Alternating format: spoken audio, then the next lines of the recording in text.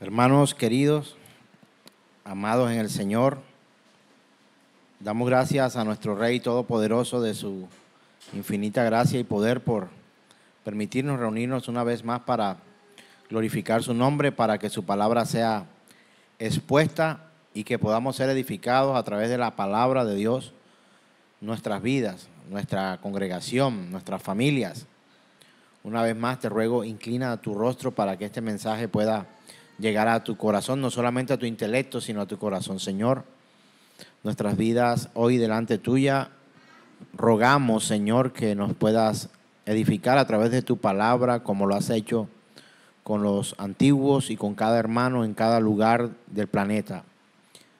Damos gracias por permitirnos reunirnos y te pedimos que esta palabra, este mensaje, pueda edificarnos de la manera en que tú anhelas que podamos ser edificados. Te damos gracias en Cristo Jesús y decimos amén.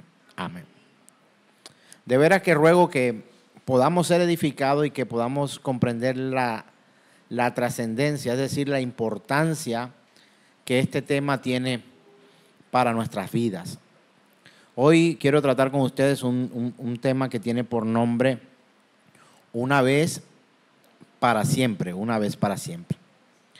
Era abril 18 de 1998 en la ciudad de Santa Marta.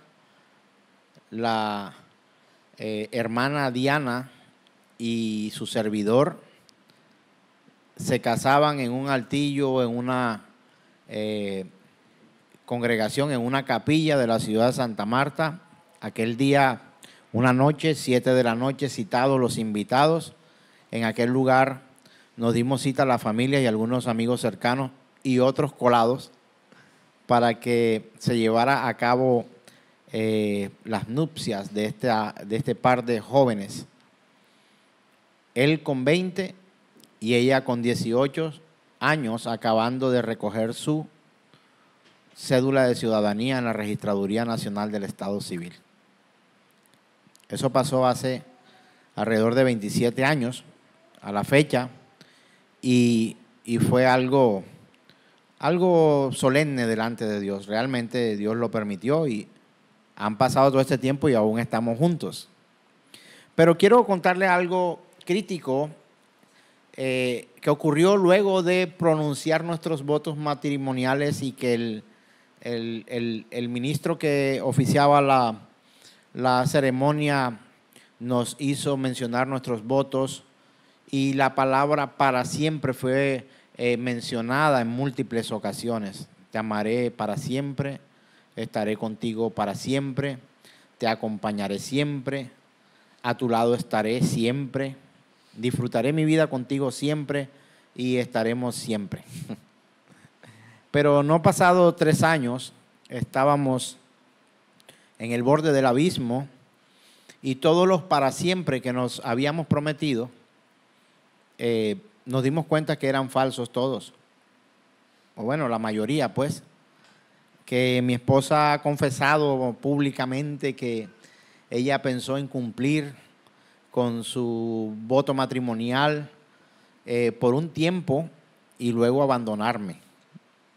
¿Por qué? Porque habíamos empezado una vida de pecado, alejados de Dios, y nuestro matrimonio venía con sorpresa.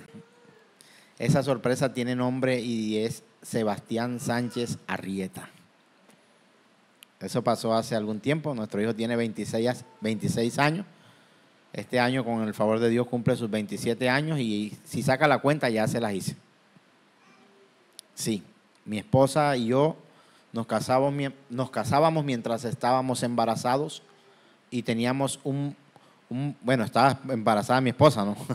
Y teníamos un problema serio porque nuestra familia exigía de alguna u otra forma justicia social, familiar, justicia, por llamarlo así, aparente, porque la chica está embarazada, el joven debe responder y además de responder, debería casarse para no deshonrar la familia. Cosa que creo que ya habíamos hecho. ¿No le parece? Creo que ya habíamos fallado. De veras que confesar nuestros pecados públicamente no es cuestión de orgullo y quizá pueda ser un anuncio polémico, porque cuando predicamos no deberíamos confesarnos como pecadores, como una vez alguien me dijo. Usted habla en el púlpito como si fuera un pecador y usted entonces no debería predicar de esa forma porque los hermanos reciben un mal ejemplo. Y resulta que aquella persona como que no comprendía que todos estamos o estábamos antes de Cristo destituidos de la gloria de Dios. Y que el pecador, cuando viene a una congregación, no se encuentra solo con santos, sino también se encuentra con otros pecadores. Y quien le predica también es otro pecador que está en un proceso de restauración constante con el Señor, pues debería ser así. Y arrepentimiento, porque la vida cristiana es una vida de arrepentimiento. O sea, nosotros deberíamos arrepentirnos toda la vida. ¿Por qué? Porque casi que toda la vida nos las pasamos pecando. Por supuesto que los pecados pasados, y cuando el Señor ya nos ha perdonado, Él nos acuerda, dice la santa palabra del Señor, que Él nos tiene paciencia y deja pasar, no deja pasar exactamente, sino que a nosotros nos la deja pasar, pero alguien pagó por nuestros pecados. Y usted creo que sabe claramente que quien pagó por nuestros pecados es el Señor. Nuestro Señor Jesús pagó por nuestros pecados. Bueno, en fin, no pasaron 3 años y todos los para siempre se cambiaron por yo nunca me quise casar, yo siempre estuve no sé qué, estoy aburrido de ti, no me imagino mi vida contigo, yo no quiero una vida de desastre, esto es terrible, vamos a separarnos. Así que estas obras de maldad que entre nosotros cometíamos, nos pasó como a la mujer adúltera que fue encontrada en el mismo acto del adulterio, dice la palabra, ya usted sabe de qué se trata, y la trajeron a los pies del Señor Jesús. Y el Señor Jesús, mirando sobre el piso y escribiendo, ha lanzado una palabra que ha conmovido todo el universo cuando dijo: quien esté libre de pecado, que arroje la primera piedra. Y dice la palabra que empezaron a irse desde los más viejos hasta los más jóvenes. Ellos estaban probando y tentando al Señor para que Él fuera quien ajusticiara con lapidación, empezara la lapidación, quiere decir que le arrojara la primera piedra a Él, o que en su presencia Él consintiera la muerte de aquella persona pecadora que hoy habían traído a los pies. Al pasar el tiempo me he dado cuenta que aquella mujer, sin aplaudir el pecado, por supuesto que no, ese pecado le trajo a los pies del Señor. Su maldad la arrojó a los pies de Cristo, sentencia de muerte para ella, pero su gracia y su misericordia le salvó. Así nos pasó a mi esposa y a mí, y creo que a muchos de ustedes que escuchan hoy este mensaje. El para siempre de los hombres tiene caducidad, tiene fecha de vencimiento. Pero con este relato lo que quiero decirle es, lo que realmente importa, que el para siempre de nuestro Dios Todopoderoso es real. El para siempre de Dios con nosotros es para siempre. Y para siempre son términos, la palabra o la frase decir para siempre es una frase absoluta. Quiere decir que para siempre no hay otra cosa que lo varíe. No es periódico, no es de vez en cuando, no. Para siempre, como la palabra todo es todo y nada es nada. Son absolutos en nuestro lenguaje. Y para ello y explicar este tema, quiero que vayamos a la santa palabra del Señor en el libro del profeta Oseas, capítulo 2, versos 19 y 20. Es una promesa maravillosa por parte de Dios para nosotros, la iglesia, Y creo que cuando Él lo dijo, Él no estaba solo emocionado, porque Dios también tiene emociones, se entristece, se alegra, se regocija, recibe con agrado, y una de esas emociones no llevará nunca al Señor a que su palabra pueda ser contradicha, ni por Él, por supuesto, ni por nadie. Lo que Él dice, lo hará, y lo que ha dicho, lo ha hecho. Oseas 2:19 al 20 dice de la siguiente manera: y te desposaré conmigo, ¿para cuándo? Para siempre. Te desposaré conmigo en justicia, juicio, benignidad y misericordia. Y te desposaré conmigo en fidelidad y conocerás a Jehová Dios. Creo que esta palabra, y pues he querido ser respetuoso con mi esposa y conmigo y con nuestro matrimonio y con mi hijo, al contar pues una infidencia de nuestros días pasados, de nuestras aventuras de juventud, que por supuesto fueron pecado y que no estuvieron bien delante de Dios ni delante de nuestra familia.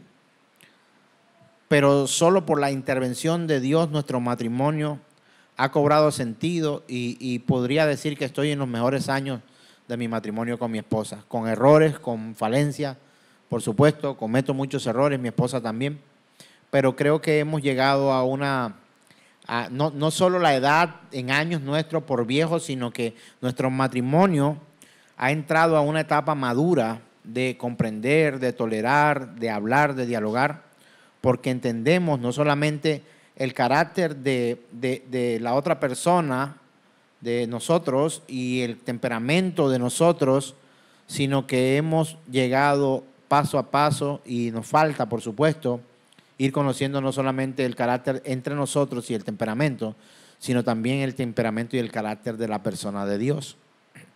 Y eso nos ha hecho fuerte. Y eso es lo que hace fuerte un matrimonio. Un matrimonio no prosperará, como la Escritura lo dice, una casa dividida contra sí mismo no va a prosperar. Y esa unidad en el matrimonio y en todo, únicamente, otro absoluto, único es que no hay nada igual, nada se compara siquiera. Únicamente esa solidez la puede traer el Señor, quien fue quien inventó el matrimonio. Eso fue la idea de Dios, el deseo de Dios, el anhelo de Dios. Y aunque este no es un tema para matrimonios, debemos mirarlo, porque la Escritura habla de una relación entre su pueblo, que es la iglesia, y el novio, que es Cristo, como un matrimonio, y la profecía más esperada en todos los tiempos es una boda. Usted debe haber escuchado el término las bodas del Cordero. Pues las bodas del Cordero son las bodas que se han de realizar entre Jesucristo, nuestro Señor y Salvador, y la iglesia. La iglesia es la esposa, Cristo es el esposo. En este momento la iglesia es la novia y Cristo es el novio. Ya vendrán las bodas para que sea su esposa, porque Él ha prometido en su palabra, en múltiples espacios de la Escritura, que Él es será nuestro esposo, como nosotros como iglesia, y que Él será un esposo para nosotros para siempre, para siempre. Y Oseas lo dice claramente en 2:19-20, dice: te desposaré conmigo para siempre, te desposaré conmigo en justicia, juicio, benignidad y misericordia.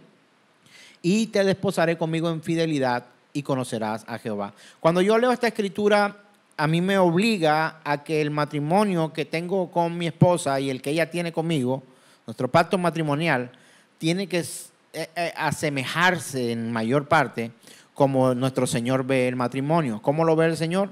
Hay un desposamiento, hay un esposo, hay una esposa, y en ese matrimonio hay justicia, hay juicio, hay benignidad, hay misericordia, y también hay fidelidad y hay conocimiento. Eso hay entre nosotros. Le doy gracias a Dios por eso. ¿Que tenemos problemas? Por supuesto que tenemos problemas. Tenemos problemas matrimoniales en muchos momentos, pero a la luz de la Escritura y a la luz de la conciencia y por supuesto de la instrucción del Espíritu Santo, nos lleva a bajar nuestra cabeza y decir me he equivocado, me arrepiento y tratamos de seguir adelante. Así es que hemos podido consolidar. Si usted quiere los 5 pasos para mantener un matrimonio sano, ahí está. Se lo acabo de mencionar. Y si no lo escuchó, vaya a la página de Generación de Fe o a Pastor Amé y ahí va a ver nuevamente los pasos para tener un matrimonio feliz, en bendición. Ahí lo dice la Escritura. Justicia, juicio, benignidad, misericordia, fidelidad y conocimiento. Ahí está, en la Escritura, Oseas capítulo 19-20. Vemos que también en el Nuevo Testamento encontramos esta es como decirlo de alguna forma, esta reconfirmación de lo que el Señor ha dicho en el Antiguo Testamento. Me encanta poder tomar citas del Antiguo Testamento y corroborarlas en el Nuevo Testamento, pero con una gran diferencia. Y es cuando podemos comprenderlo de la manera adecuada, entenderlo de la manera perfecta, digo, el deseo de Dios que nosotros tengamos, y lo vemos claro en la persona de nuestro Señor Jesucristo, que lo que el Antiguo Testamento decía y lo que fueron sombras y tipos en el Antiguo Testamento lo pudiéramos ver tan claramente en la persona de Cristo Jesús con nosotros, la iglesia. Y vamos a Hebreos capítulo 7, verso 27 y encontraremos allí. Bueno, vamos a leerlo. Yo le voy a hacer una lectura. Ahí solamente voy a leer solo el 27 y luego le voy a hacer una lectura para contextualizar todo el pasaje del verso 27. En Hebreos 7, 27 dice que no tiene necesidad cada día como aquellos sumos sacerdotes de ofrecer primero sacrificios por sus propios pecados y luego por los del pueblo, porque esto lo hizo una vez para siempre, ofreciéndose a sí mismo. Y estamos hablando de la persona de nuestro Señor Jesús el Cristo. Es nuestro Señor del que se refiere esta palabra en Hebreos. El escritor de Hebreos dice y hace una aclaración, nos llama a cuentas y nos dice, Él no tiene necesidad cada día de hacer esto. Como aquellos sacerdotes que ellos antes de ofrecer un sacrificio tenían que primero ofrecer un sacrificio por ellos, porque ellos también eran pecadores. Entonces de ahí donde de pronto de alguna forma aquel hermano, creo, no sé si sea hermano todavía, o lo que aparentaba ser un hermano, me dice, ¿cómo usted va y acepta que es pecador delante de todos? Pues la Biblia dice que soy pecador. Y la Biblia dice que esos sacerdotes, antes de ofrecer el sacrificio al Señor, tenían que ofrecer uno por ellos porque ellos también eran pecadores. Eran sacerdotes. Yo no soy un sacerdote. Yo soy un predicador del Evangelio de nuestro Señor Jesucristo. No soy un sacerdote. Soy un sacerdote en el sentido de que soy sacerdote para mi hogar, para mi casa, para mi familia, para mi entorno, en el sentido de que puedo fungir como el que lleva el mensaje y trata de llevar al pueblo que se me ha dado, por decirlo de alguna manera, para que pudieran ver a Cristo y no a mí, para que pudieran ellos llegar al Señor. La Escritura dice a través del apóstol Pedro, vosotros sois linaje escogido, real sacerdocio, nación santa, ¿verdad? A eso se refiere, pero yo no ofrezco sacrificios como lo que aquellos ofrecieron en la antigüedad. Por eso este lugar no se llama altar, se llama púlpito, porque en un altar debería haber también una víctima y no lo soy culpable. Soy un culpable. Y cualquiera que se monte en una plataforma y le llame a su altar, debe haber un muerto allí, una víctima. Y si se presenta a Jesús como muerto y no como resucitado, entonces estamos perdidos. Y encontramos que, si yo le voy a leer rápidamente, porque esto sería un tema muy largo, muy largo para leerlo. O sí, creo que lo tenemos desde el verso 20, si no estoy mal. Vamos a leerlo desde el verso 20, un poco más rápido, y lo voy a leer en una versión que tiene por nombre Dios habla hoy. Y habla acerca de la superioridad del sacerdocio de Jesús. Vamos a leerlo rápidamente. Quiero que lo vaya leyendo conmigo, por favor. No solamente oyéndolo, sino siguiendo la lectura en la pantalla.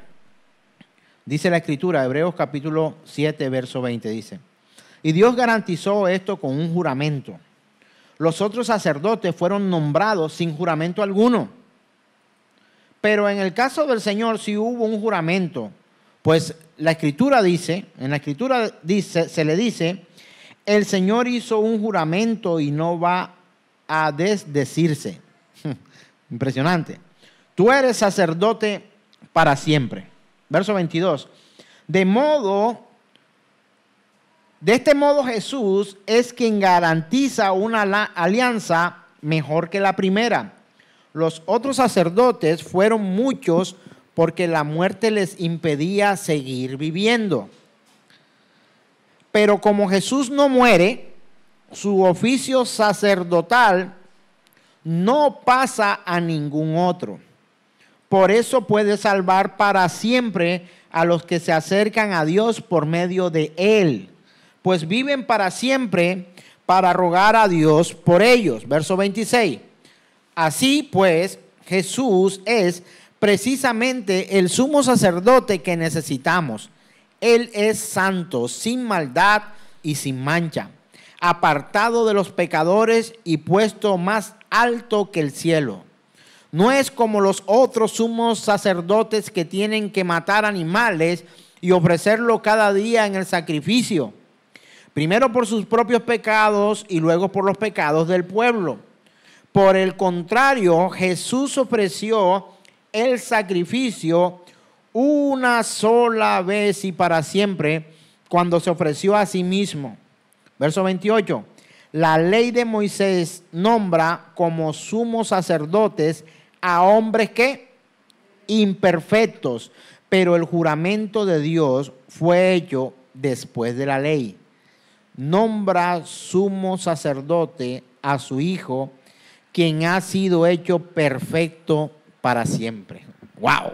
A mí esta palabra me aclara la realidad de la persona de Jesús. No hay tinieblas en Cristo, no hay tinieblas en su palabra. Está la verdad dada, dicha para nosotros en la Escritura. Él, una vez y para siempre, sacerdote para nosotros, para vivificarnos, para tener una alianza entre nosotros con un voto de pacto matrimonial, para que podamos ser preservados todos los días de nuestra vida, hasta la eternidad presente y futura y todas las que vengan en adelante. Cuando digo eternidad también es un término absoluto, porque eterno es eterno, no hay otra cosa más que viva más que lo eterno, pero cuando se habla de eternidad pasada, presente y futura, es una hipérbole de lo que se significa eterno, ¿de acuerdo? Entonces estoy engrandeciendo mucho más esa eternidad de Dios y tratando de que usted en su corazón entienda que nunca jamás esto va a desdecirse, como dice la palabra. No se va a desdecir. El Señor ha hablado y ha adoptado a su iglesia para siempre, y esto es algo maravilloso para los que creemos en el Señor. Sabemos que Él no desdecirá lo que ha dicho y que su palabra se ha de cumplir. Es el pacto. Recuerda que estamos en la serie Nuevo Pacto. Todo este año hemos venido trabajando lo que tiene que ver con el nuevo pacto que hizo el Señor, y esto es maravilloso, hermanos. Usted y yo deberíamos estar regocijados. Él no te va a abandonar nunca. Él estará contigo todos los días de tu vida. Aunque estés afligido, aunque estés afligida, tendrás que confiar en su promesa, en su palabra. Deberás hacerte fuerte en Él a pesar de las circunstancias y seguir hacia adelante, porque Él ha prometido que estará con su iglesia para siempre. Y cuando Él dice para siempre es para siempre, hermano. Y yo sé que nos afligimos y que llegan momentos de dificultad. Ojalá pudiera contarle todo lo que mi corazón hoy está viviendo, un desdén y unas cosas que no se sienten muy bien, pero puedo estar completamente convencido que Dios tiene el control de absolutamente todo, porque aunque yo falle, peque, aunque tenga amenazas, aunque yo me equivoque, aunque el enemigo venga en mi contra y aunque tenga, por decirlo de alguna forma, ataques en mi integridad y contra mi familia, puedo estar completamente confiado de que Él me dijo para siempre y yo le creo que para siempre es para siempre. Yo no sé si usted cree eso. Yo creo que para siempre es para siempre.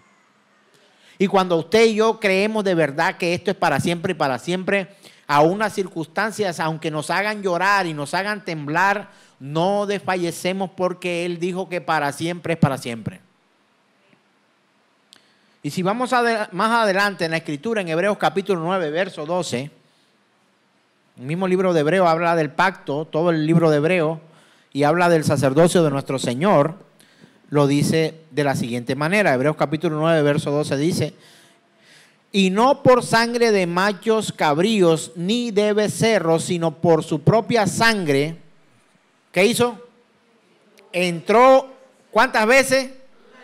Una vez y para siempre en el lugar santísimo, habiendo obtenido eterna redención.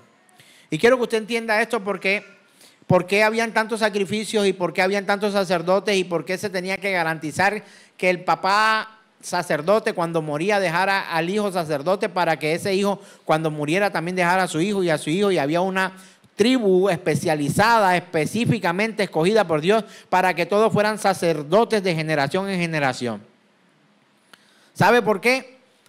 Porque eran hombres que podían morir en cualquier momento, eran hombres pecadores, eran hombres que fallaban, eran hombres que podían apartarse, y Dios garantizó que a través de la vida de esos hombres, muchas veces inútiles y pecadores, débiles y necesitados también de la gracia de Dios, se pudiera prosperar o se pudiera proseguir con lo que fuera la sombra y los tipos del sacrificio que fuera el de Cristo Jesús en realidad.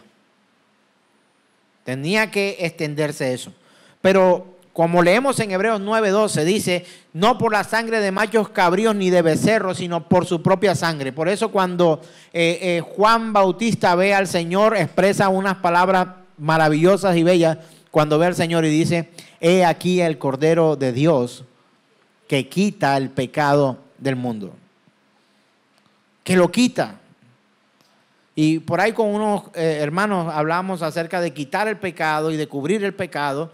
Él no solo lo propicia y lo cubre y lo guarda y nos protege, aún hace cosas para que nuestra dignidad sea protegida, sino también lo quita.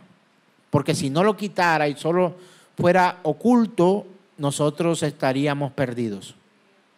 Porque llegaría el día de la luz y nuestros pecados todos saldrían a la luz. Pero el día que llegue la luz, de la manera, y estoy hablando, me refiero al juicio, el día del juicio, esa luz alumbrará lo más oscuro que hubiera en nuestra vida y todo saldrá a la luz delante de Dios y de todo tendremos que dar cuenta, pero gloria a Dios por los creyentes que sabrán que tendremos juez y abogado para con Dios el Padre, nuestro Señor Jesucristo.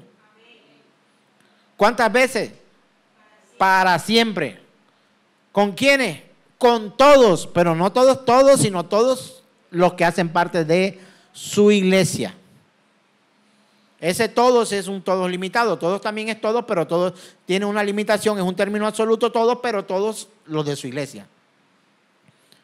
Y es excluyente a la vez porque si son todos los de su iglesia, los que no hacen parte de su iglesia no lo serán. Y estoy hablando de su iglesia, no de esta congregación. Porque gracias a Dios hay muchas congregaciones en muchos lugares donde se predica la sana doctrina y el evangelio de Jesucristo corre como agua viva en medio de los hermanos. Vayamos a Hebreos capítulo 10, verso 10. Maravilloso lo que el libro de Hebreos muestra. Hebreos 10:10 dice: en esa voluntad somos ¿qué?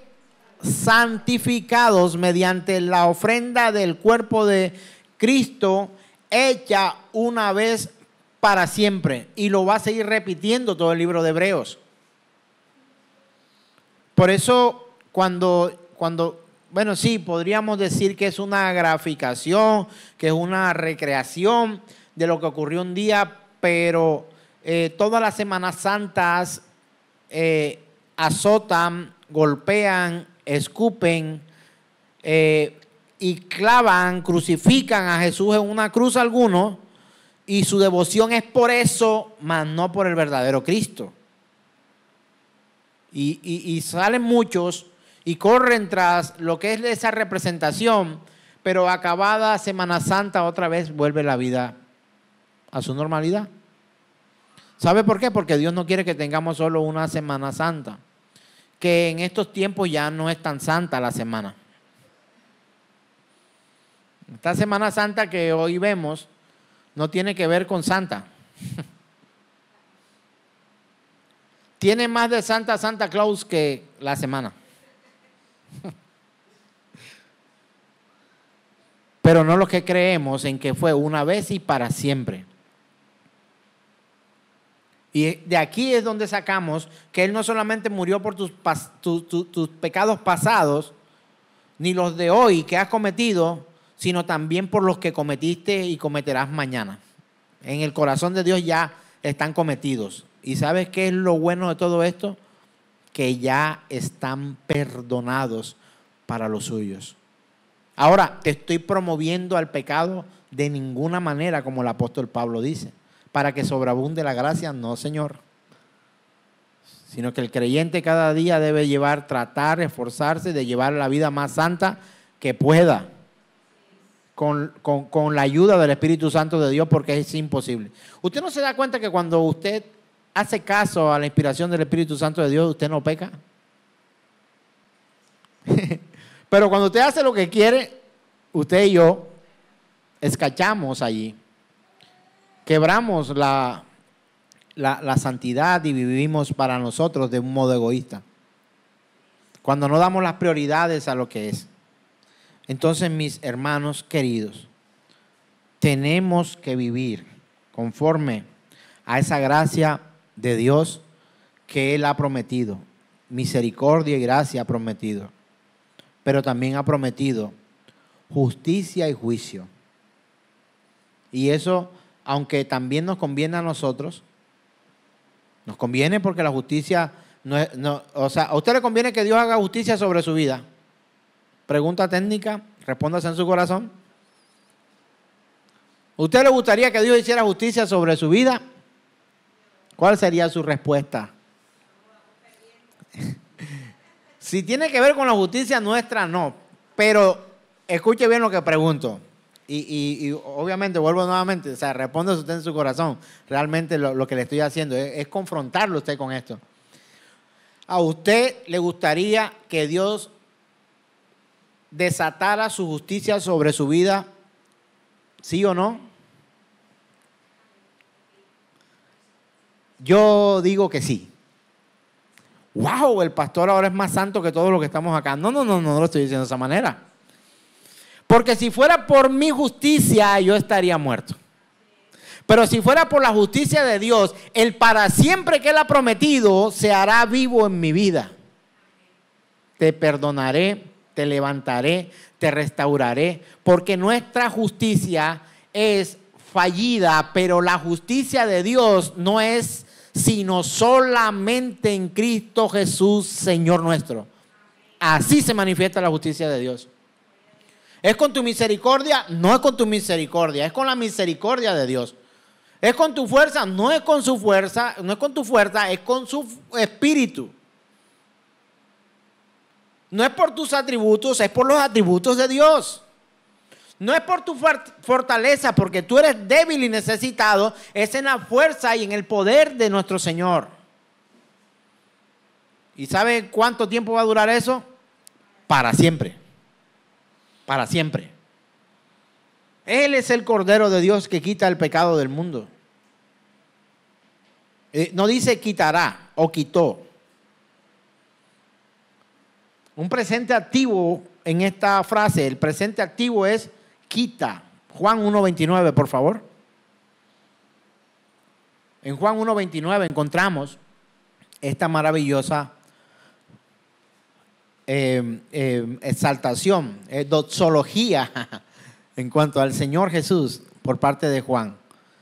El siguiente día vio Juan a Jesús que venía a él y dijo: He aquí el Cordero de Dios que quita el pecado del mundo. Hermano, si la justicia que se hiciera no fuera la de Dios, nosotros estaríamos perdidos. Porque nuestra justicia es en Cristo Jesús. Su sangre es la sangre de un nuevo pacto que fue derramada por muchos para el perdón de los pecados. Y aquí vamos a tener un problema emocional.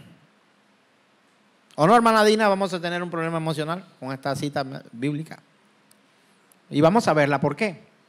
Vamos por favor a Mateo capítulo 26, verso 28.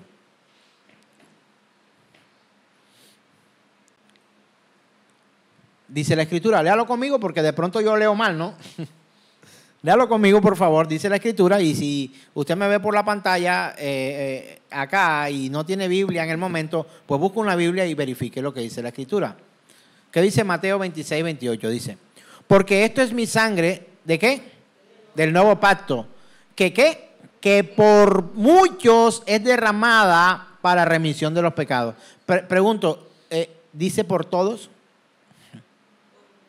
Cuando yo digo todos, incluye a todos, pero cuando digo muchos, muchos no incluye a todos. Muchos quiere decir que algunos no. ¿Y por qué algunos no? ¿Porque el pastor quiere? No, porque el pastor quiere. La Escritura dice que por muchos, porque otros muchos no tendrán por digna la sangre de nuestro Rey y Salvador Jesús. Báileme ese trompo en la uña, como decía mi padre. Así que lo ha hecho por los suyos, por su iglesia, por los que han de ser adoptados como hijos. Y esto va a doler a algunos o a muchos, para sus escogidos, para sus escogidos. Muchos son los llamados, pero pocos. ¿Usted cree que Dios colocó esa cita ahí para mortificarnos a nosotros? No. Es la expresión del anhelo, del deseo de Dios y de su soberana voluntad. No puedo hacer otra cosa, mis queridos hermanos. La Escritura habla acerca de esto. Él ha tomado para sí a un pueblo, ¿para qué? Para que su sabiduría, su justificación, su santificación y su redención sea sobre ellos. ¿Quién escogió? Dios, todopoderoso y soberano. Y seguramente vamos a tener algunas dudas, dificultades, pero yo creo que aunque las congregaciones se llenen de gente que no son salvas, la convicción de salvación llega al corazón del salvo, porque se reconoce así como injusto y solo el justo, como mentiroso y solo el verdadero, como pecador y solamente el santo, y como con no una satisfacción en medio de la vida de pecado que muchos de nosotros llevamos porque pecamos. Cada vez que podemos pecamos, hermano. Pero tenemos que vivir nuestra vida guiados por el Espíritu Santo. Hermano, si usted vive guiado por la mano del Espíritu Santo, su santidad irá creciendo, así como la música, en creciendo. Hacia arriba, hacia arriba, hacia arriba, hacia arriba, hacia arriba, obtendremos una vida de santidad. Pero ¿sabe una cosa?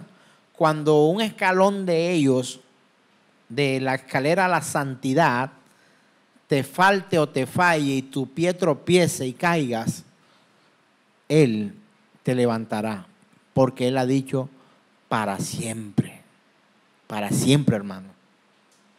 Para siempre, hermano, para siempre, para siempre. Esto debería conmover las fibras más profundas de nuestro espíritu y de nuestra alma y de nuestro corazón. Se ha hecho para sí su pueblo, su iglesia, escogida por Dios. La iglesia es una comunidad escogida por Dios para sí, por su beneplácito y para su gloria eterna. Esa es la iglesia, hermano. una esposa con la que se ha de deleitar todas las eternidades que vengan y con la que se deleita hoy. A veces alguien me dice, no, hermano, yo no voy a la iglesia porque la iglesia es corrupta. Y yo le digo, mentiroso, la iglesia no es corrupta. La iglesia es santa, pura, sin mancha y sin arruga. Los corruptos son usted, quizá yo y otros, pero la iglesia de nuestro Señor es santa. Entonces, cuando usted vaya a hablar de la iglesia, asegúrese que usted está hablando de la esposa de alguien. Y esa esposa de alguien es el Señor. Usted, ¿sabe una cosa? Algo que yo de pronto le tolero, que usted me golpee, que usted me empuje, que usted me pegue, pero yo no le permito a usted que usted hable mal de mi esposa. No se lo permito. Dígame todo lo que quiera y quizás hasta razón tenga. Pero usted no me hable mal de mi esposa, porque le pondré los 5 ministerios. No, mentira, no. Eso es violencia. Pero le exigiré el respeto que merece mi esposa. Él merece el respeto que yo le doy a ella. Porque le doy respeto a mi esposa. Y ella merece respeto de mi parte. Entonces, no permito que ni usted, ni nadie, ni ninguno venga a ofender a mi esposa. Y tenga mucho cuidado cuando hable de la iglesia.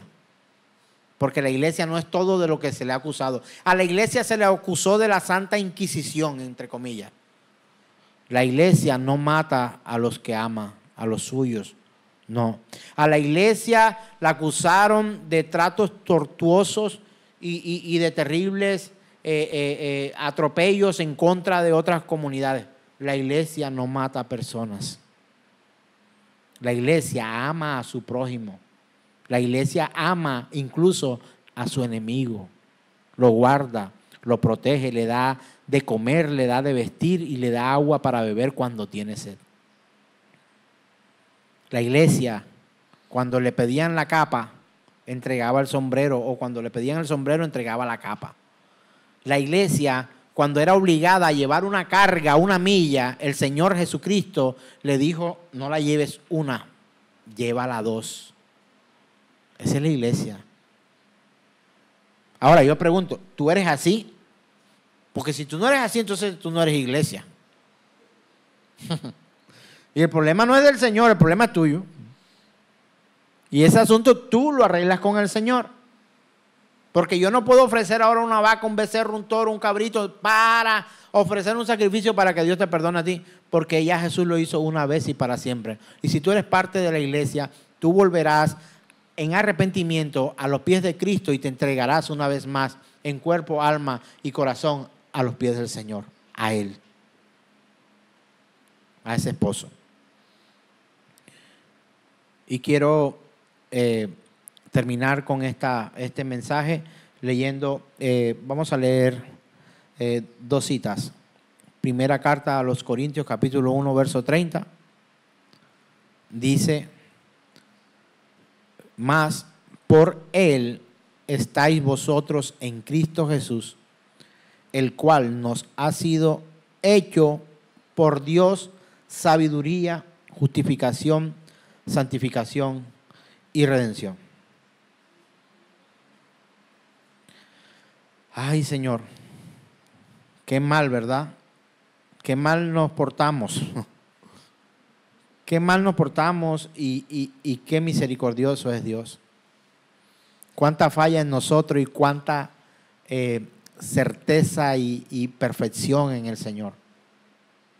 Que de verdad que usted, a través de la Escritura, usted puede ver el sacrificio del Señor. Y Romanos capítulo 5, verso 11 dice de la siguiente manera. Romanos capítulo 5, verso 11. Porque vamos a leer donde hemos nosotros recibido a través de Cristo Jesús la reconciliación. Dice la Escritura, Romanos 5:11, y no solo esto, sino que también nos gloriamos en Dios por el Señor nuestro Jesucristo, por quien hemos recibido ahora la reconciliación. Pareciera que no pudiera parar. Efesios 2, verso 14. Porque Él es nuestra paz, y de ambos pueblos, o sea, de los judíos y de los gentiles, hizo uno, derribando la pared intermedia de separación. ¿Sabe quién vuelve a construir esa barrera o esa pared intermedia entre el Señor y nosotros? Otro término absoluto. Nadie. Nadie lo hará. Nadie lo hará. Nadie puede ahora limitarnos a nosotros a que haya entre nosotros y Dios algo en el medio. No puede haberlo. No soy yo como pastor. No, pastor, ruega al Señor, Él escucha a usted, usted es sacerdote. Pues no lo soy. Yo no ofrezco sacrificios a Dios por ti. Tú puedes ofrecer doxología, es decir, adoración a Él como sacrificio vivo de alabanza al Señor. Yo no puedo hacer nada por ti. Yo soy un siervo inútil, débil y necesitado de su gracia y su misericordia. Eso soy, un pecador al que Él también ha rescatado. Así que, hermanos, Él sobre nosotros, sobre nuestras vidas, sea propicio a nosotros. Colócate en pie y oremos.